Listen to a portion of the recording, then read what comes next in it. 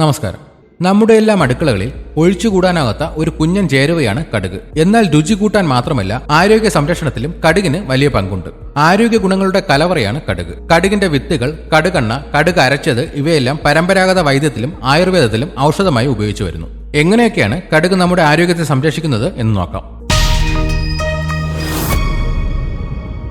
പേശിവേദന, സന്ധിവേദന അല്ലെങ്കിൽ ശരീരക്ഷീണം എന്നിവയൊക്കെ അനുഭവപ്പെടുമ്പോൾ കടുകെണ്ണ ചൂടാക്കി പുരട്ടി മസാജ് ചെയ്യുന്നത് വളരെ നല്ലതാണ്. കടുകിൽ അടങ്ങിയിട്ടുള്ള സംയുക്തങ്ങൾ വേദന കുറയ്ക്കാൻ സഹായിക്കുന്നു.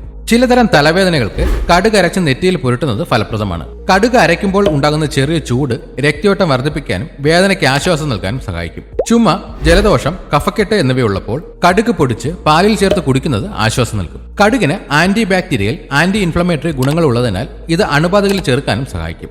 ആഹാരത്തിൽ കടുക് ചേർക്കുന്നത് ദഹനം മെച്ചപ്പെടുത്താൻ സഹായിക്കും. കൂടാതെ മലബന്ധം പോലുള്ള പ്രശ്നങ്ങൾക്കും ഇത് പരിഹാരമാണ്. കടുകെണ്ണയിൽ ഒമേഗ 3 ഫാറ്റി ആസിഡുകൾ ധാരാളമായി അടങ്ങിയിട്ടുണ്ട്.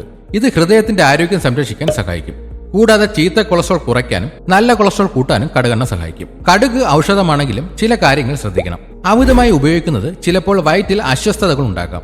വയറ്റിൽ അൾസർ പോലുള്ള പ്രശ്നങ്ങൾ ഉള്ളപ്പോൾ കടുകെണ്ണയുടെ ഉപയോഗം കുറയ്ക്കുന്നതാണ് നല്ലത്.